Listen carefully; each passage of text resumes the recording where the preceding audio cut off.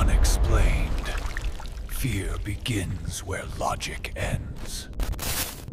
Are you ready? Honours final পরীক্ষা শেষ। দীর্ঘ বছরের হাড়ভাঙা খাটুনির পর শান, আতিক আর আশিক যেন মুক্তি পেয়েছে। মস্তিষ্ক এখন একদম হালকা, কোনো চাপ নেই। তিন বন্ধু ঠিক করল এই সময়টা শুধু ঘুরে বেড়িয়েই কাটাবে। তাদের প্রিয় বাহন আশিকের বাইক, আর প্রিয় সময় গভীর রাত। ময়মনসিংহ শহর তখন কুয়াশায় মোড়া। রাত 12টা পেরিয়েছে। ওরা তিনজন শহর ঘুরে বেড়াচ্ছে। গাঙ্গিনার পাড়, নতুন বাজার, টাউন হল সব ফাঁকা। শীতের রাতে বাইকের হাওয়া গায়ে এসে বিঁধছে, তবুও ওদের থামার নাম নেই। আতিক হঠাৎ বলল, চল বাইরের দিকে যাই। আশিক বাইক চালাচ্ছিল, সে এক কথায় রাজি। শান পেছনে বসে বলল, মুক্তাগাছার দিকে যাই। শহর ছাড়িয়ে ওরা যখন মুক্তাগাছা হাইওয়েতে উঠল, তখন চারপাশ ঘুটঘুটে অন্ধকার। রাস্তার দুপাশে বড় বড় গাছ, মাঝে মধ্যে দু একটা ট্রাক হুশ করে বেরিয়ে যাচ্ছে। বেশ কিছুক্ষণ চলার পর আশিক বাইকের গতি কমালো একটা চায়ের দোকান দেখে। রাস্তার বাম পাশে জনমানবহীন একটা জায়গায় ছোট্ট একটা টং দোকান। আশেপাশে কোনো ঘরবাড়ি নেই। দোকানের ভেতর এক বৃদ্ধ লোক বসে আছেন।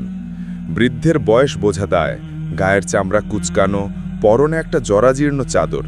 তিনি স্থির দৃষ্টিতে তাকিয়ে আছেন মাটির দিকে। শান এগিয়ে গিয়ে বলল, চাচা 3 কাপ চা হবে? কড়া করে দুধ চা। লোকটা কোনো কথা বললেন না, শুধু মাথা নাড়লেন। অবাক করা ব্যাপার হলো, দুধ চা সাধারণত বানিয়ে দিতে হয়, কিন্তু লোকটা পাশেই রাখা একটা বড় কেটলি থেকে সাথে সাথে 3 কাপ ধোঁয়া ওঠা চা ঢেলে দিলেন। চাটা আগে থেকেই বানানো ছিল। আতিক ফিসফিস করে বলল, কিরে, দুধ চা আগে থেকেই বানিয়ে রাখে নাকি? আশিক বলল, বাদ দে, হাইওয়ের দোকান হয়তো এখনই বানিয়েছে, ঠান্ডায় গরম কিছু পেলেই হলো। ওরা চায়ের কাপ হাতে নিল। কাপে চুমুক দিতেই তিনজন স্তব্ধ হয়ে গেল। অদ্ভুত, এমন স্বাদ ওরা জীবনে পায়নি। ঘন দুধ, কড়া লিকার, আর তার সাথে এলাচের এমন এক তীব্র সুঘ্রাণ যা মগজে গিয়ে ধাক্কা দেয়। চাটা অস্বাভাবিক রকমের মিষ্টি, কিন্তু সেই মিষ্টিটা জিভে লেগে থাকার মতো, যেন শরীরে সব ক্লান্তি দূর হয়ে গেছে। চায়ের প্রশংসা না করে পারল না তারা। চাচা, আপনার চা তো সেই। বৃদ্ধ কোনো উত্তর দিলেন না। চা খেতে খেতে আশিক পকেট থেকে সিগারেটের প্যাকেট বের করল। অভ্যাসবশত চায়ের সাথে একটা টান না দিলে তার চলে না। সে যেই না লাইটার জ্বালাতে যাবে, হঠাৎ বৃদ্ধের কর্কশ ও ভারী কণ্ঠে বলল, এখানে ধূমপান নিষেধ। ওরা চমকে উঠল। বৃদ্ধের গলার স্বর স্বাভাবিকের চেয়ে অনেক বেশি গম্ভীর। তিনি আবার বললেন, চা খেতে হলে খাও, কিন্তু ওসব এখানে চলবে না। সাধারণত টং দোকানি মানুষ আড্ডা দেয় আর ধূমপান করে।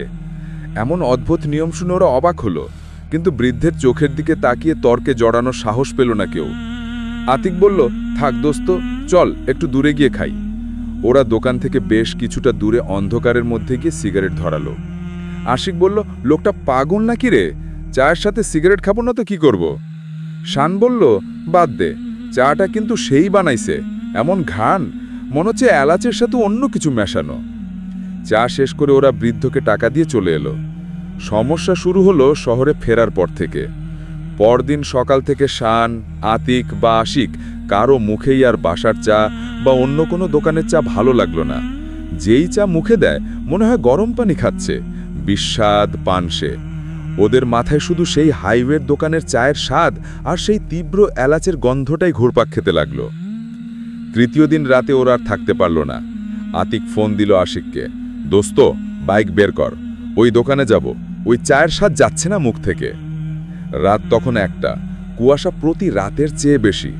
ওরা তিনজন আবার সেই মুক্তাগাছা হাইওয়েতে বাইক ছোটালো। সেই একই জায়গা, সেই একই গাছপালা। দোকানের সামনে আসতেই ওরা দেখলো আলো জ্বলছে, কিন্তু কাছে গিয়ে ওরা অবাক হয়ে থমকে গেল। দোকানে সেই বৃদ্ধ নেই, তার বদলে 18-19 বছরের একটি কম বয়সী ছেলে বসে আছে। ছেলেটা আপন মনে কেটলি মারছে, চুলায় দাউ দাউ করে আগুন জ্বলছে আর তাতে তাজা লিকার ফুটছে। শান বাইক থামিয়ে হন্তদন্ত হয়ে এগিয়ে গেল, এই যে ভাই, 3 কাপ চা দাও তো, কড়া করে। ছেলেটা স্বাভাবিকভাবে চা বানিয়ে ওদের হাতে দিল। ওরা তিনজন উৎসুক হয়ে প্রথম চুমুকটি দিল, কিন্তু সাথে সাথে মুখ কুঁচকে গেল। একেবারেই সাধারণ পানসে স্বাদ। আতিক বিরক্তি নিয়ে বলল, আরে ধুর, এটা তো একদমই অন্য চা। সেই এলাচের কড়া গন্ধ, সেই ঘনত্ব কিছুই নেই। শান কাপটা নামিয়ে রেখে ছেলেটাকে জিজ্ঞেস করল, আচ্ছা ভাই, গত পরশু রাতে যিনি ছিলেন উনি কি আপনার বাবা? উনি কই? ওনার বানানো সেই স্পেশাল চাটাই আমাদের লাগবে। ছেলেটা কাজ থামিয়ে অদ্ভুত দৃষ্টিতে ওদের দিকে তাকালো। তারপর বলল, আমার বাবা? না ভাই, আপনারা মনে হয় ভুল করছেন। এই দোকানে আমি একাই কাজ করি। আপনারা যার কথা বলছেন সেই বৃদ্ধ লোকটিকে আমি কখনো দেখিনি। শান, আতিক আর আশিক একে অপরের দিকে তাকালো। হাড় কাঁপানো শীতে ওদের কপালে বিন্দু বিন্দু ঘাম জমে গেল।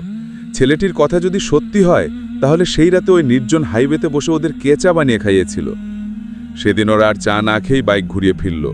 বাতাসের ঝাপটায় আতিকের মনে হলো তাদের জ্যাকেটের কলার থেকে এখনও সেই তীব্র অস্বাভাবিক এলাচের ঘ্রাণ ভেসে আসছে। সেই বৃদ্ধ কে ছিলেন, বা আদৌ তিনি মানুষ ছিলেন কিনা, সেই রহস্যের উত্তর ওরা কোনোদিন পায়নি। কিন্তু ওই চায়ের স্বাদ ওরা আজও ভোলেনি।